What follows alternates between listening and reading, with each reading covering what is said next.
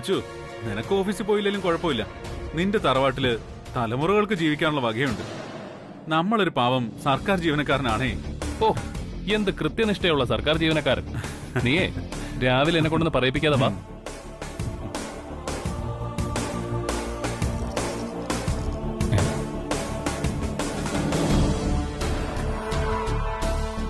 കല്യാണി ഇത് എവിടെ പോയി? ദാസേട്ടനെയും കാണുന്നില്ലല്ലോ. ചിലപ്പോ വല്ല എക്സ്റേ എടുക്കാനോ മറ്റോ കൊണ്ടുപോയതായിരിക്കും. ഏയ്, അങ്ങനെ ആവാൻ വഴിയില്ല. ഇവിടെ ഉണ്ടായിരുന്ന സാധനങ്ങളൊന്നും കാണുന്നില്ലല്ലോ. ഇനി റൂം ഷിഫ്റ്റ് ചെയ്തായിരിക്കും. വാ, നമുക്ക് റിസപ്ഷനിലൊന്ന് അന്വേഷിക്കാം.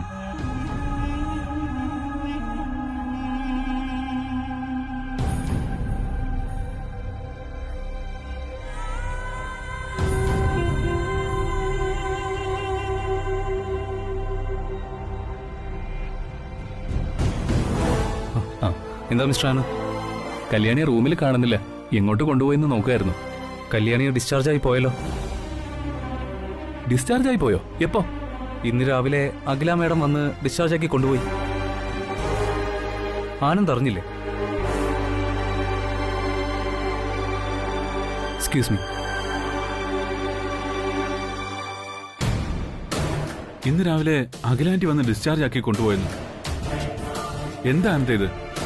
അതാ എനിക്ക് മനസ്സിലാവാത്തത്. നീ വാ.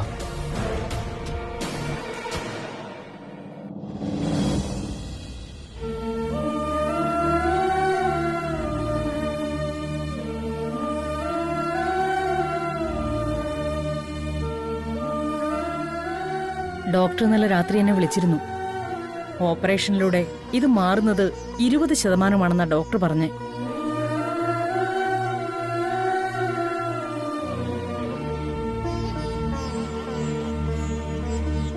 ബാക്കിയൊക്കെ ഫിസിയോതെറാപ്പിയും പതിയെ പതിയെ നടന്നും വേണം മാറ്റിയെടുക്കാൻ. നാളെ മുതൽ അതിന് ശ്രമം തുടങ്ങണം കല്യാണി. ശരി മാഡം.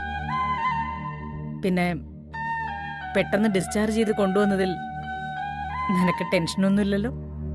ഏയ് ഇല്ല മാഡം, വീട്ടിലേക്ക് പോകുന്നതിൽ സന്തോഷമേ ഉള്ളൂ.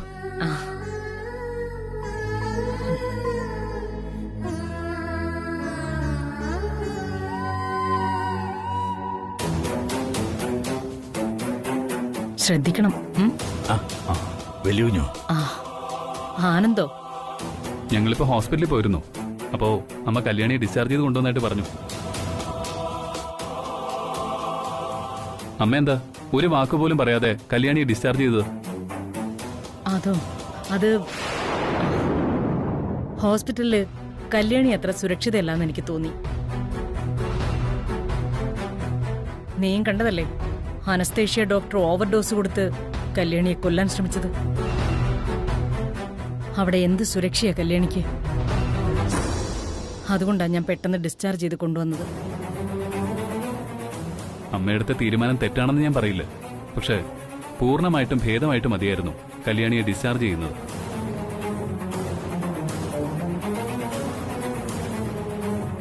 എന്താ ആനന്ദി പറയുന്നത്? ഞാൻ ഡിസ്ചാർജ് ചെയ്തത് ശരിയായില്ലെന്നോ? അങ്ങനൊരു അർത്ഥത്തിലല്ലമ്മേ ഞാൻ പറഞ്ഞത്. കല്യാണിയെ ഡിസ്ചാർജ് ചെയ്യുന്നതിന് മുൻപ് ഞാൻ ഡോക്ടറോട് സംസാരിച്ചു. ഇവൾക്ക് ഹെൽത്ത് ഇഷ്യൂസ് ഒന്നുമില്ല, വീട്ടിലേക്ക് കൊണ്ടുപോവാന്ന് ഡോക്ടർ സമ്മതിച്ചിട്ട് ഞാൻ ഡിസ്ചാർജ് ചെയ്തത്. മാത്രമല്ല വീട്ടിൽ വന്ന് വിശ്രമിക്കുന്നതല്ലേ നല്ലത്. ഡോക്ടർ ഇവിടെ വന്ന് കല്യാണിയെ പരിശോധിച്ചോളൂ. അതിനുള്ള ഏർപ്പാടുകൾ കൂടി ചെയ്തിട്ടാണ് ഞാൻ വന്നത്.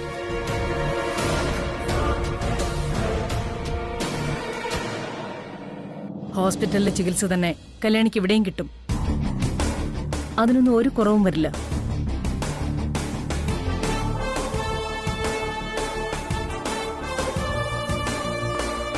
കല്യാണിയുടെ കാര്യത്തിൽ എനിക്ക് ഉത്തരവാദിത്വമുണ്ട്. അവൾ എത്രയും വേഗം അസുഖം ഭേദമായി നടക്കണമെന്നുള്ളത് എന്റെയും ആഗ്രഹമാണ്. ശരി, ഞാനങ്ങോട്ട് പോകുന്നു. കല്യാണിയെ നന്നായിട്ട് നോക്കണം. നോക്കിക്കോളാമേ.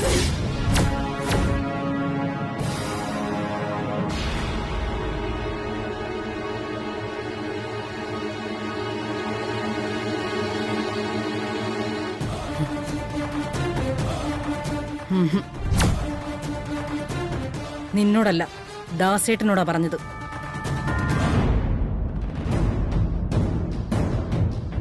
ദാസേട്ടാ, ഞാൻ നോക്കിക്കോളാം മാഡം. ഉം.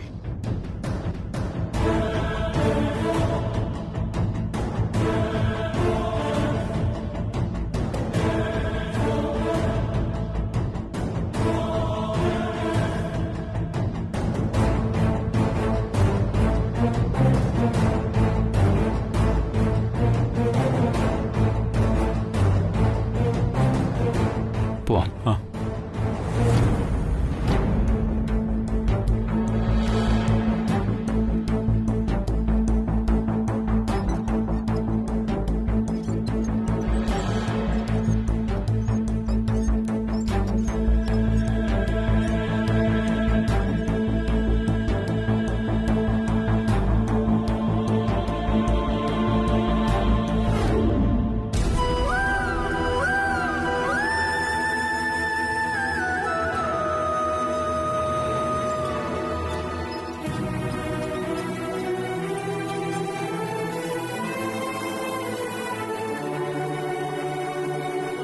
അമ്മ എന്തിനാ അങ്ങനെ പെരുമാറിയെന്ന് എനിക്കറിയില്ല. എത്ര ആലോചിച്ചിട്ട് ഒരു എത്തും പിടിയും കിട്ടുന്നില്ല.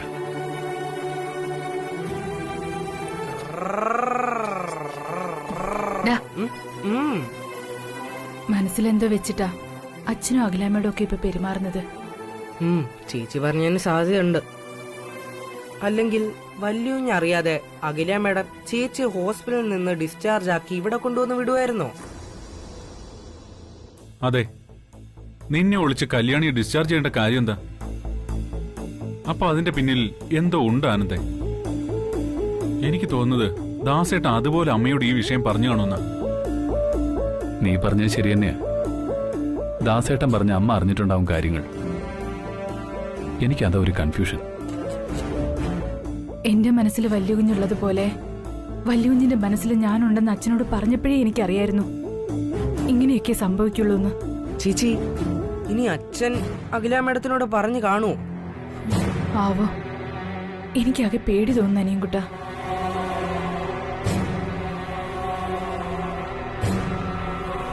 നീ പറയുന്നത് ശരിയാണ് ആനന്ദേ. അഖിലാന്റി നിന്നോട് നേരിട്ടൊന്നും പറയുന്നില്ല. പക്ഷെ ഇതിന്റെ പിന്നിൽ തീർച്ചയായും ഒരു കാരണമുണ്ട്. അങ്ങനെന്തോ ഇതിനിടയിൽ നടന്നിട്ടുണ്ട്. അത് കറക്റ്റാ. ഇനി പേടിച്ചിട്ടൊന്നും ഒരു കാര്യമില്ല. പക്ഷേ ഒരു കാര്യം നീ ശ്രദ്ധിക്കണം. അഖിലാന്റിയോട് നീ നിരന്തരമായിട്ട് എതിർത്താണ് സംസാരിക്കുന്നത്. അത് പ്രശ്നങ്ങളുടെ ആധിക്യം കൂട്ടത്തേ ഉള്ളൂ. ഇങ്ങനെ പോയാ എന്താവൂന്ന് ഒരു എത്തും പിടിയും കിട്ടുന്നില്ല. വലിയ കുഞ്ഞ് അഖില മേഡത്തിനോട് സംസാരിച്ച രീതി കണ്ടില്ലേ? മനഃപൂർവ്വം പ്രശ്നം ഉണ്ടാക്കണമെന്ന് വിചാരിച്ചിട്ടല്ല സുബ്രു. കല്യാണിയുടെ കാര്യത്തിൽ എനിക്കെന്തോ എന്റെ നിയന്ത്രണം വിട്ടുപോകുന്നു. അത് സൂക്ഷിക്കണം ആനന്ദേ. അത് അഖില മേഡത്തിന്റെ സംശയം അധികമാകത്തേ ഉള്ളൂ.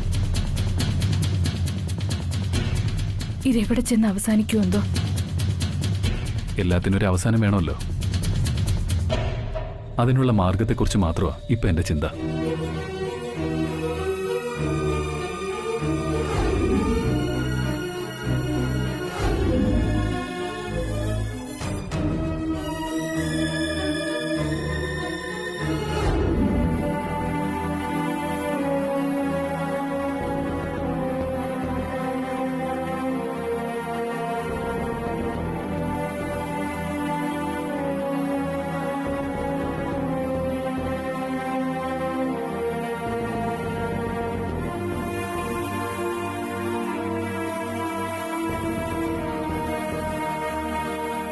എന്ത് പറ്റി അഖില? കല്യാണിയുടെ കാര്യത്തിൽ നീ ആകെ കൺഫ്യൂസ്ഡ് ആണെന്ന് തോന്നല്ലോ. മറ്റൊന്നുമല്ല.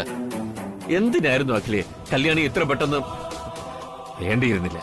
ഞാനെടുത്ത തീരുമാനം തെറ്റാണെന്ന് കൃഷ്ണേട്ടന് തോന്നുന്നുണ്ടോ?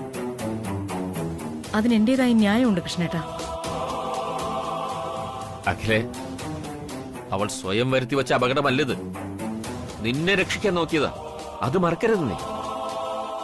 അങ്ങനെയുള്ളപ്പോ നീ അവളുടെ ചികിത്സ പകുതിക്ക് വെച്ച് അവസാനിപ്പിച്ച് വരരുതായിരുന്നു.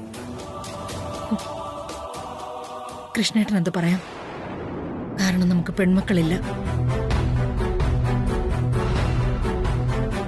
വിവാഹപ്രായമെത്തിയ ഒരു പെൺകുട്ടിയുടെ അച്ഛന്റെ വികാരം എനിക്ക് മനസ്സിലായെന്ന് കരുതിയാൽ മതി. കൃഷ്ണേട്ടന്റെ ഈ ചിരിയുടെ അർത്ഥം ഒന്നുമില്ല.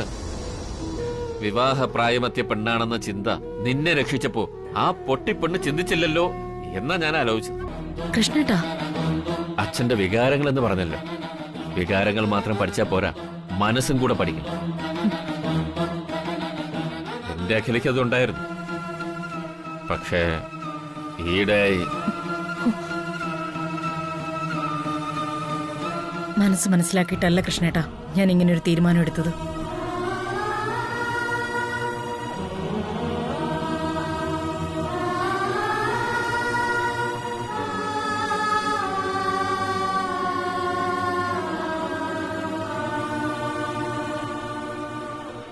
പറയാം. വലിയ കുഞ്ഞിങ്ങനെ എപ്പോഴെപ്പോഴും ഹോസ്പിറ്റലിൽ വിടുന്നതും കൂട്ടിരിക്കുന്നതും ആളുകൾ കണ്ട അവരഭിഖ്യാതികൾ പറഞ്ഞ് പ്രചരിപ്പിക്കും. വലിയ കുഞ്ഞിനും കല്യാണിക്ക് നാണക്കേടാ.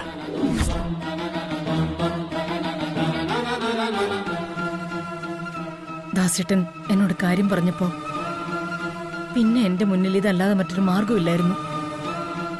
അതുകൊണ്ടാ ആരോടും പറയാതെ മനഃപൂർവ്വം ഞാൻ കല്യാണിയെ ഹോസ്പിറ്റലിൽ നിന്ന് ഡിസ്ചാർജ് ചെയ്തത്.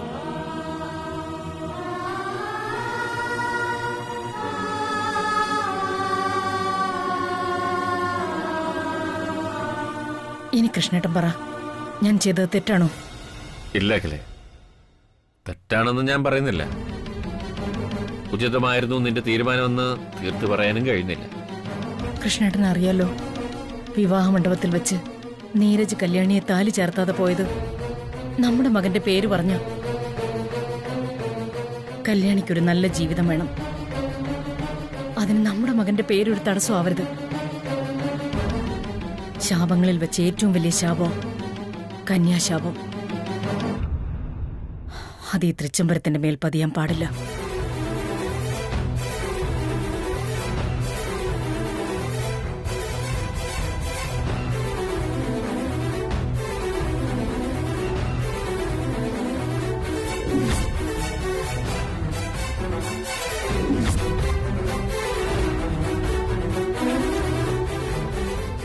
നീ പഴയ കല്യാണിയല്ല. തൃച്ചംബരത്ത് ആനന്ദകൃഷ്ണൻ താലി കെട്ടിയ ഞങ്ങളുടെ മൂത്ത മരുമകളാ. തൃച്ചംബരത്ത് ഒരു പെണ്ണിന്റെ ശാപം പതിയില്ല. അതിനുള്ള ഇട വരുത്തില്ല നമ്മുടെ മകൻ ആനന്ദ്.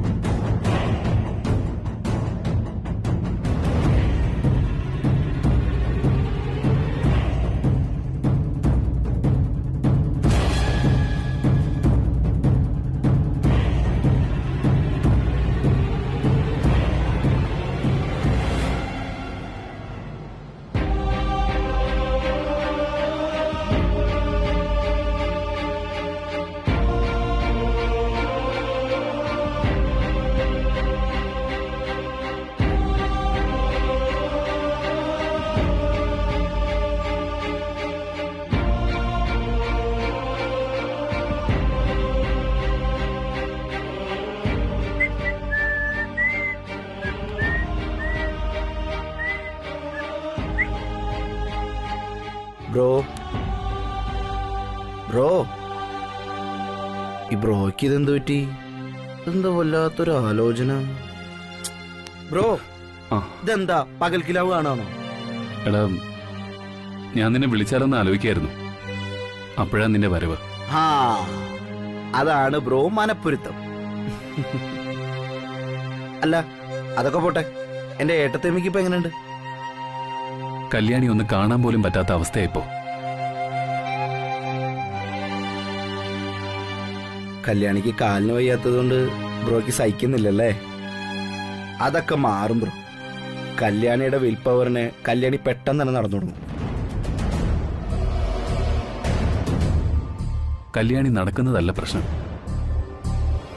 ഞാൻ കല്യാണിയെ കാണുന്നതാ പ്രശ്നം.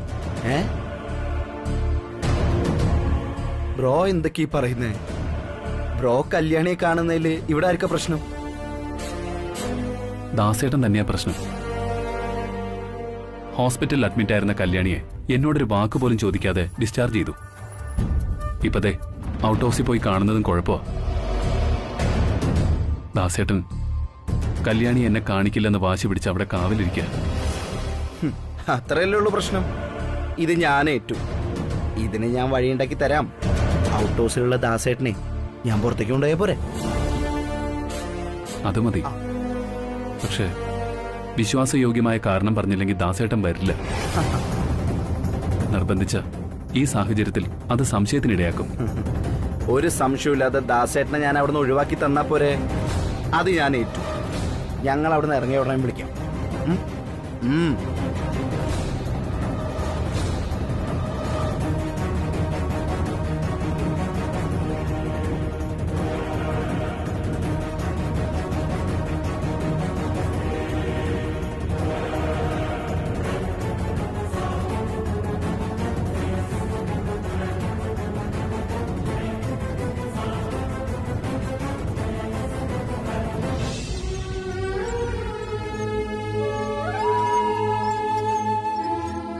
ദാസേട്ടാ, ആ അനിയും കുഞ്ഞോ?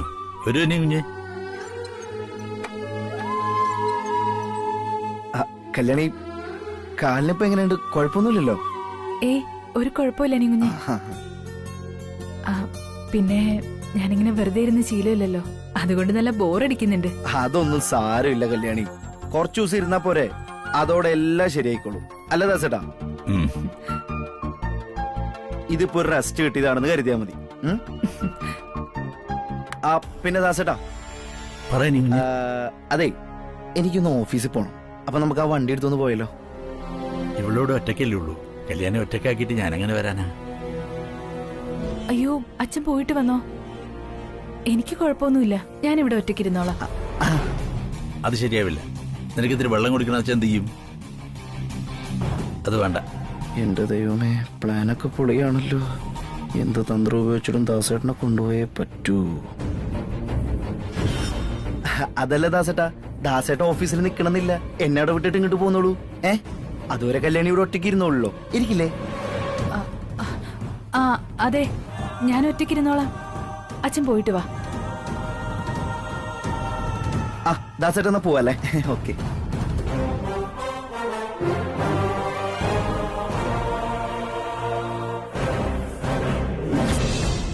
കല്യാണിയുടെ മനസ്സിൽ ഞാനുള്ളതുപോലെ തന്നെ എന്റെ മനസ്സിൽ കല്യാണിയുണ്ട്.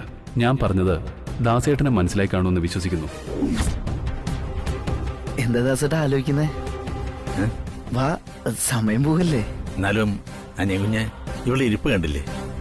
എങ്ങനെ ഞാൻ വരും? മാത്രമല്ല അനിയൻ കുഞ്ഞ് നന്നായി വണ്ടി ഓടിക്കും, ലൈസൻസും ഉണ്ട്. അനിയൻ കുഞ്ഞ് തന്നെ പൊക്കും. കല്യാണി ഒറ്റയ്ക്കാക്കിയിട്ട് വരാൻ എനിക്ക് ബുദ്ധിമുട്ടുണ്ട്.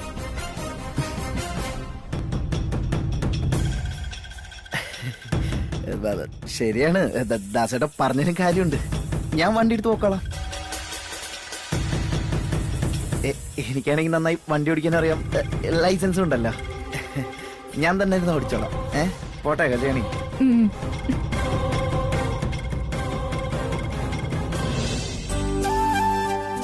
പോളെ. അച്ഛാ, ഞാൻ കുറച്ചു നേരം കൂടി ഇവിടെ ഇരിക്കട്ടെ.